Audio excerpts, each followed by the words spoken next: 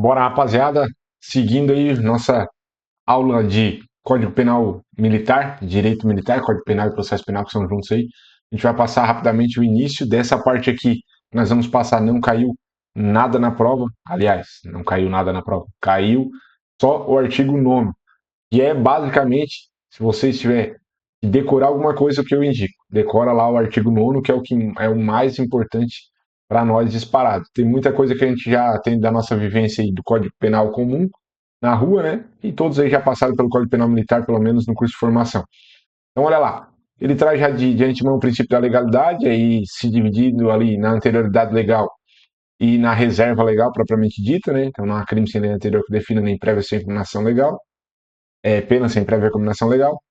Ele trata a questão de ninguém ser punido por o fato que a lei posterior deixa de considerar crime, ou seja, uma lei posterior deixou de considerar crime, o cidadão não vai poder ser punido por aquele fato.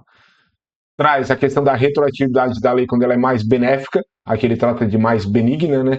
A lei posterior, ela vem posterior, vem depois, favorece o agente, quando? Quando ela retroage para favorecer, só nesse caso, fechado? Ainda que a pegadinha da prova, né, já tenha sobrevindo sentença condenatória irrecorrível. Oh, já transitou em julgado, mas a lei é mais benéfica, ela retroage para beneficiar o réu. Apuração da maior benignidade, aí ele faz um quesito de como apurar essa lei mais benigna, e ele fala que ela é analisada no conjunto, tá? Isso aqui bem pouco provável de cair. A gente entra em medidas de segurança, que regem pela lei vigente do tempo da sentença. As medidas de segurança se regem pelo tempo da sentença.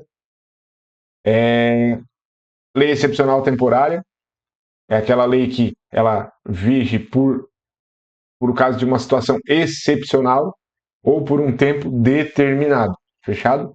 Então essa lei ela vai durar durante esse período.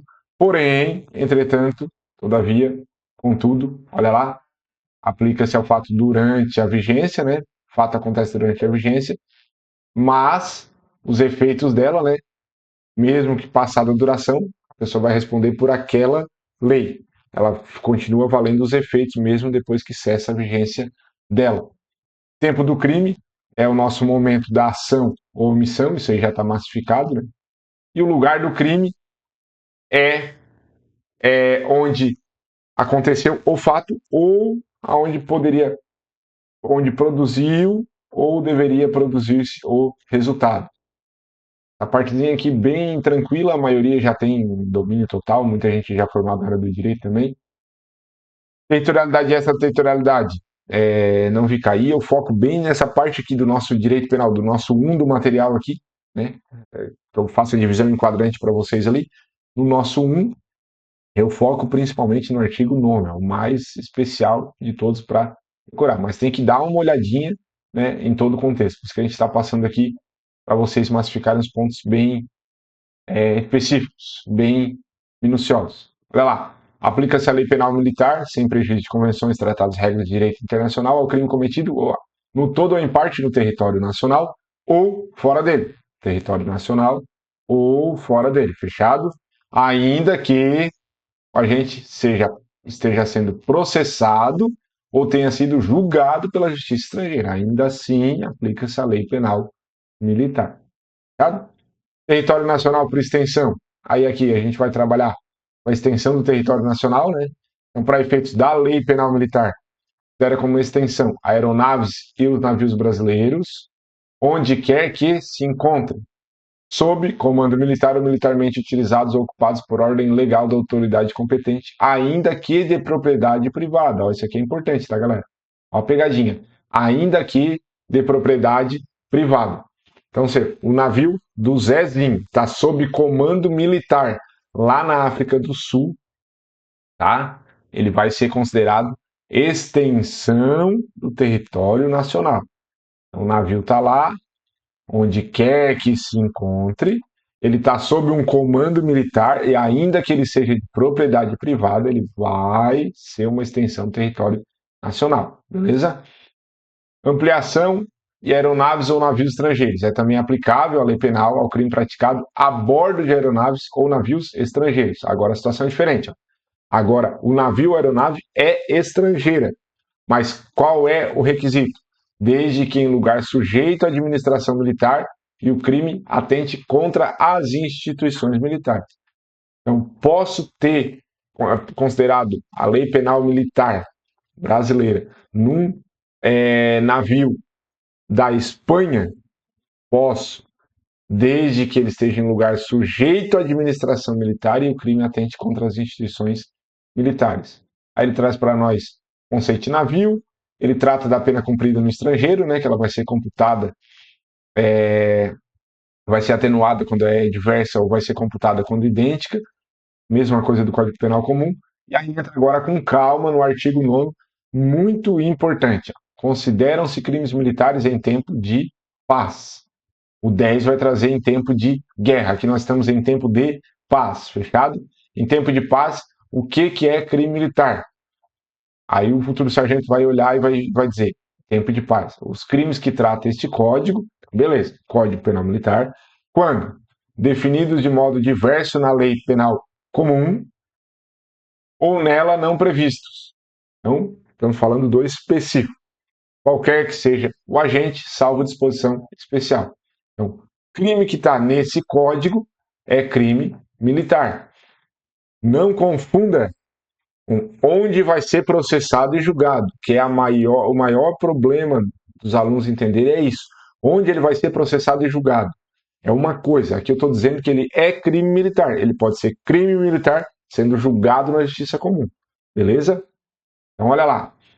Os que estão nesse código, quando definido de modo diverso na lei penal comum ou nela não previsto. Então, eu tenho. Agora me fugiu um exemplo de crime qualquer aqui no Código Penal Militar e ele tem uma descrita diversa lá no Código Penal Comum, vai valer o crime Código Penal Militar. Ou ele não tem esse crime equiparado em outro lugar, crime militar pelo Código Penal Militar. Ou lei diversa, da mesma forma. Os crimes previstos neste código e os previstos na legislação penal quando praticados. Agora, olha lá. Os previstos neste código e os previstos na legislação penal quando? Ativa contra ativa. Militar da ativa contra na mesma situação, beleza? 2023, tá? Banca de fora, possivelmente pode vir beliscar alguma coisa aqui. Militar da ativa, aonde? Lugar sujeito à administração militar. Contra quem? Militar da reserva, reformado ou civil. Então, da ativa em lugar sujeito à administração militar, então lá dentro do quartel, por exemplo, contra reformado da reserva ou civil. Se for contra da ativa, professor, já está amparado pela linha A. Fechado. Por militar em serviço ou atuando em razão da função. O militar está em serviço ou está em razão da função. Comissão de natureza militar, formatura, ainda que, olha que importante isso, ainda que fora do lugar sujeito à administração militar, contra o da reserva, reformado ou civil. Então, pode ter o cometimento de um crime militar contra reserva, reforma ou civil, cometido por um militar fora de uma situação sujeita à administração militar? Pode, se ele estiver atuando em razão da função, se ele estiver em serviço. Ou, né? Militar em serviço, ou em razão da função, em comissão de natureza militar, ou em formatura. Então, essas situações ali. A letra D fala do período de manobras, né? Manobra e exercício. Então, também vai ser crime militar. E por militar da ativa contra o patrimônio sob a administração militar ou contra a ordem. Então, ativa contra patrimônio e contra a ordem. Fechado? Fica ligado nesses detalhezinhos. E agora a gente vai inverter a jogada. Agora, os crimes praticados por militar da reserva reformada ou civil contra as instituições militares, considerando tais não só os compreendidos no inciso 1º, como no inciso 2. E quais casos, candidato? Em quais casos? Nos crimes contra o patrimônio sob administração militar ou contra a ordem administrativa, então o civil, um reformado ou da reserva vai responder. em lugar sujeito à administração militar contra militar da ativa ou contra um servidor público das instituições militares ou da justiça militar, no exercício de função inerente ao seu cargo. Então, olha o que pode vir de pegadinha. O cara é funcionário, é servidor público de instituição militar, da justiça militar, mas ele está de folga. Um militar da reserva comete um crime contra ele. Não vai estar enquadrado aqui. Aqui ele tem que estar servidor público no exercício da função inerente ao seu cargo. Então, está lá no meio do julgamento e ele comete o crime contra o servidor. Aí sim, ele está no exercício do seu cargo. Fechado? Ainda, lembra que nós estamos aqui no agente, inciso 3, nós estamos falando que o agente é reserva reforma civil contra essas situações. A letra C vai dizer contra militar em formatura, durante o período de manobra, vigilância, prontidão, observação, exploração, acampamento, acantonamento. Então, abarca todas as situações também, né? E a letra D, ainda que fora do lugar sujeito à administração militar, mas desde que seja em função de natureza militar, o desempenho de serviço, de vigilância, garantindo alguma situação ou obediência à determinação legal superior. Olha só, agora que é importante, tá? Eu acho que não vem questão nisso aqui, porque há uma discussão jurídica, entendimento doutrinário, jurisprudencial, uma briga gigante em cima, não do primeiro. O primeiro é bem tranquilo, os crimes que tratam esse artigo quando dolosos contra a vida e cometidos por militares contra civil, de competência do júri. Beleza. Competência do júri, fechou. Agora, olha só. Os crimes militares de que trata esse artigo, incluídos os previstos na legislação penal, quando dolosos contra a vida e cometidos por militares das Forças Armadas contra civil, serão da competência da Justiça Militar da União, se praticados. Cumprimento das atribuições estabelecidas pelo presidente, na garantia da lei e da ordem, que envolva a segurança de uma instituição militar. Eu acho que isso aqui não cai, tá? E aí ele abarca ali o Código Aeronáutico, Código de Processo Penal Militar, o Código Eleitoral e a lei complementar que organiza aí as instituições, a 97.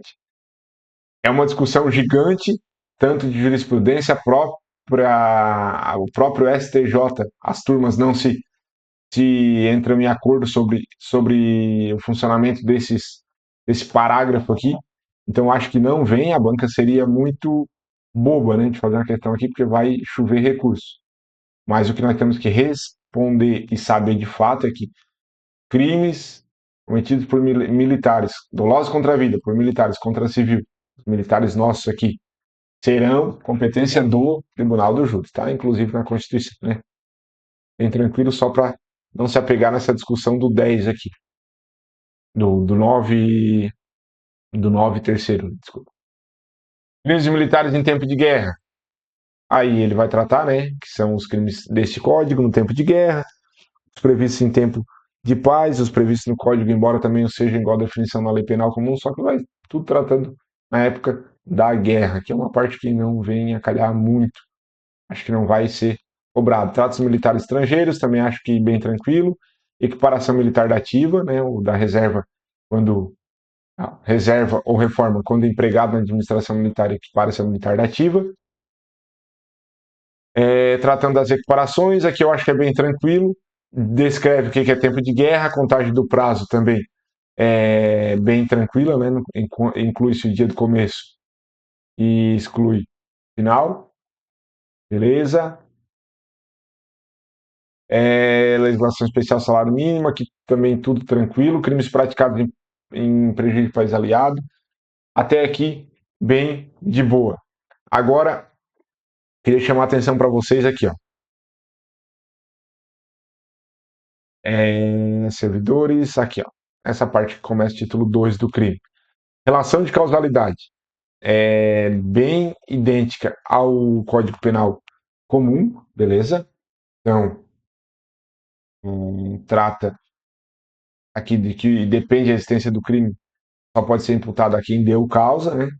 Essa relação de causalidade ela vai tranquila. Crime consumado e tentado idêntico ao comum, né? Consumado reúne todos os elementos e o tentado iniciado a execução ele não se consuma por vontade alheia à circunstâncias alheias à vontade do agente.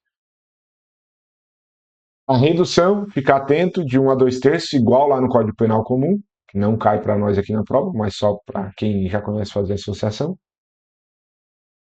Resistência voluntária, arrependimento eficaz, até aqui os conceitos que a gente já conhece, não vou nem frisar tanto. O que tem que chamar atenção para nós um pouquinho é a questão aqui dos erros. Ó.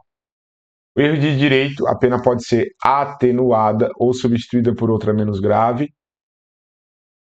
quando o agente, supondo lícito fato, por ignorância ou erro de interpretação, ser excusáveis. A pena pode ser atenuada ou substituída por outra. Aqui, lá no Código Penal, é parte da nossa legítima defesa putativa, né? Só que tem uma ressalva aqui, ó. Salvo em se tratando de crime que atente contra o dever militar. Se for um crime que atente contra o dever militar, não pode ser abarcado o erro de direito. O erro de fato, ele diz que é isento de pena, então é isento do quê? De pena quem pratica o crime, um erro plenamente excusável. Fechado? Plenamente excusável quer dizer plenamente desculpável. Erro culposo. O erro deriva de culpa, responde o agente pelo crime se ele for punido como crime culposo. Provocado por terceiro, responde a título de dolo ou culpa, conforme o caso, vai ter que ser analisado em parte. O erro sobre a pessoa não conta nada para nós, conta como se fosse a pessoa que ele queria atingir. Erro quanto ao bem jurídico, duplicidade do resultado. A parte aqui bem tranquila, vamos entrar aqui, ó. Uma ressalva importante para vocês, o 39. Dá uma olhadinha com carinho aqui no 39. Estado de necessidade com excludente de culpabilidade. Estado de necessidade com excludente de culpabilidade. Ou seja, aqui eu não estou no estado de necessidade excludente do crime, que vai ter mais abaixo. E lá sim vai ser uma causa de excludente ilícito. Causa de excludente de ilicitude. Deixa eu botar o notebook aqui na tomada para não apagar tudo aí. Aí, sem edição, nós estamos na caminhada aí juntos. Então vamos ligar para isso, né? Vamos juntos. Estado de necessidade com excludente de culpabilidade. Aqui ele está excluindo a culpa. Então, não é igualmente culpado quem, para proteger direito próprio ou de pessoa a quem está ligado por estreitas relações de parentesco ou afeição, de perigo certo ou atual, que não provocou nem podia de outro modo evitar. Então, até aqui, tudo conhecido sobre nós, é por nós, né? Sacrifica direito alheio, ainda quando superior ao direito protegido. Então, olha só, o cidadão aqui, ele vai cometer um sacrifício, o direito que ele vai cercear do outro é superior ao dele. Ele vai ter excluída a sua culpabilidade, mas não a sua licitude. Agora, lá embaixo, a gente vai ver que se for inferior, daí sim vai excluir a ilicitude. Coação física ou material, atenuação de pena, né? E aí vem a exclusão do crime. Aí há 4 conhecidas por nós lá, que lá no Código Penal está mais no comecinho, né? No 23, 24, por ali. Agora, estado de necessidade como excludente do crime. Aí sim, tem todo o mesmo enredo, porém aqui, ó, inferior ao mal evitado. Então, ele vai aplicar o estado de necessidade e o bem protegido é inferior. É inferior. Lá em cima, o bem protegido é superior. Fechado? Legítima defesa, bem tranquilo para nós. Aqui, bem de boa. Essa partezinha final aqui, bem tranquilo. Fechado, galera? Vamos para frente. Aqui é uma pincelada, mais uma leitura com carinho, para cima de questões simuladas aí. E qualquer dúvida, vamos juntos.